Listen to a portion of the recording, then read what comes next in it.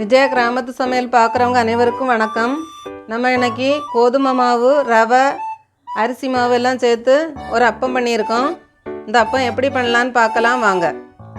First நமக்கு இதுக்கு என்னென்ன தேவையான பொருட்கள்னு பார்க்கலாம்.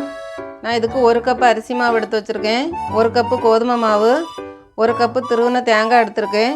இதுக்கு பதிலாக தேங்காவை நல்லா வறுத்தம் எடுத்துக்கலாம், இல்லைனா கடையில் தேங்காய் பவுடர் கிடச்சிருந்தா 1 கிண்ணம் தேங்காய் பவுடர் எடுத்துக்கிடுங்க. இதுக்கு நான் 1 கிண்ணம் நாட்டு சர்க்கரை எடுத்திருக்கேன். நீங்கள் சர்க்கரை மண்டவெல்லாம் எடுத்தீங்கன்னா அது கொஞ்சம் பாகு கணங்காக காய்ச்சி அதுக்கப்புறம் ஊற்றிக்கிடுங்க. ஒரு 2 ஸ்பூனு ரவை எடுத்திருக்கேன், 5 ஏலக்காய் எடுத்து வச்சுருக்கேன், அப்புறம் 2 வாழைப்பழம் எடுத்து வச்சுருக்கேன். இது பெரிய பழங்கிறனால நான் 2 எடுத்திருக்கேன். நீங்கள் சின்ன பழமாக இருந்தால் ஒரு 3 எடுத்துக்கிடுங்க. இதுதான் தேவையான பொருட்கள். இனி எப்படி செய்யலான்னு பார்க்கலாம் வாங்க. அடுத்தது மாவு அரைக்கிற பெரிய மிக்ஸி ஜார் எடுத்துக்கிடுங்க. நம்ம இன்றைக்கி இந்த மிக்ஸி ஜாரில் தான் எல்லாம் கலக்க போகிறோம். ஃபஸ்ட்டு நம்ம 1 கிண்ணம் அரிசி மாவு எடுத்துருக்கோம், அதில் 5 ஏலக்காய் எடுத்து வச்சுருக்கேன். இதையும் ஃபஸ்ட்டு போட்டுடலாம். அடுத்தது 1 கிண்ணம் கோதுமை மாவு எடுத்து வச்சுருக்கேன், இதை போட்டுக்கிறேன். அடுத்தது 1 கிண்ணம் தேங்காய் எடுத்து வச்சுருக்கேன், இது போட்டுறேன். அடுத்தது நம்ம 1 கிண்ணம் நாட்டு சர்க்கரை எடுத்து வச்சுருக்கேன். நீங்கள் கட்டியான சர்க்கரை எடுத்தீங்கன்னா அதை லைட்டாக கொதிக்க வச்சு வடிகட்டி தண்ணியை ஊற்றிக்கிடுங்க. நம்ம எடுத்து வச்சுருக்க 2 ஸ்பூனு ரவை போட்டுக்கிறேன். அடுத்தது நம்ம 2 பழம் எடுத்து வச்சுருந்தோம், இது இந்த மாதிரி உடச்சி போட்டுவிடுங்க.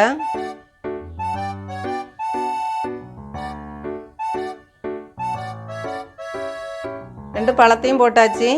நீங்கள் இதில் பால் கூட சேர்த்துக்கலாம். நான் இன்றைக்கி இதில் 1 கிளாஸ் தண்ணி ஊற்றிக்கிடுறேன். இப்போ இது அவ்வளோத்தையும் நம்ம மிக்சியில் ஒரு 2 நிமிஷம் அடிச்சிடலாம். நம்ம இந்த அளவுக்கு மிக்சியில் அடிச்சுட்டு வந்தாச்சு.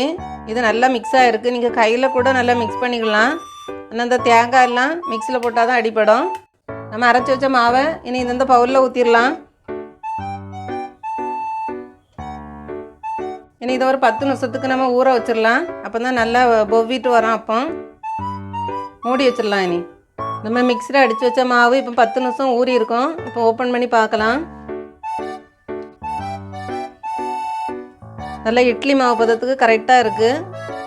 நம்ம இனி இதை எண்ணெயில் ஊற்றி சுட்டெடுத்துடலாம். அடுப்பில் ஒரு கடாய் வச்சு எண்ணெய் ஊற்றிடுங்க.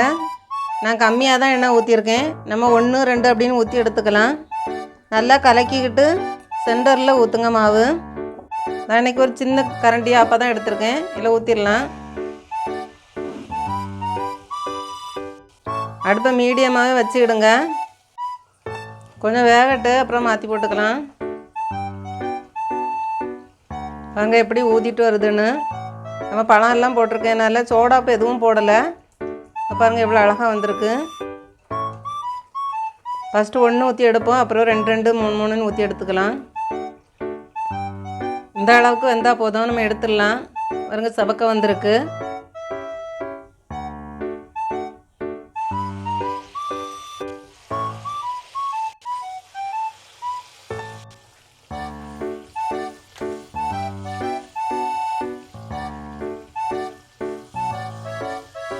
இப்படி எண்ணெயை நல்லா மேலே கோரி ஊற்றச்சில் தான் அது ஊதும் நல்லா.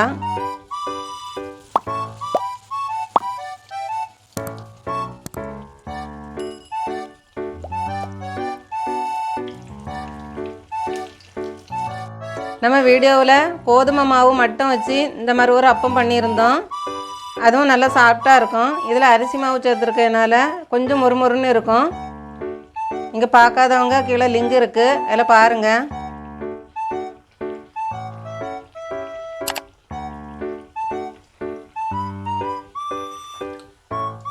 இதுவும் நல்லா வெந்துடுச்சு. இதையும் எடுத்துடலாம்.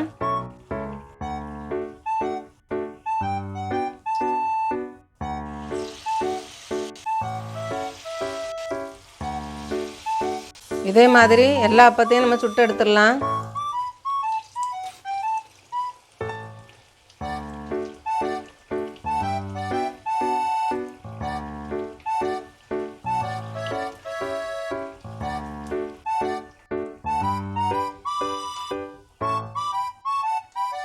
நம்ம இதே மாதிரி எல்லா அப்பத்தையும் சுட்டு எடுத்தாச்சு.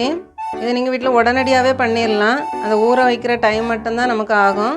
நீங்கள் உடனே செய்து கொடுங்க. இந்த வீடியோ பிடிச்சிருந்துன்னா லைக் பண்ணுங்கள், ஷேர் பண்ணுங்கள், சப்ஸ்கிரைப் பண்ணுங்கள், பெல் பட்டன் அமுக்குங்க.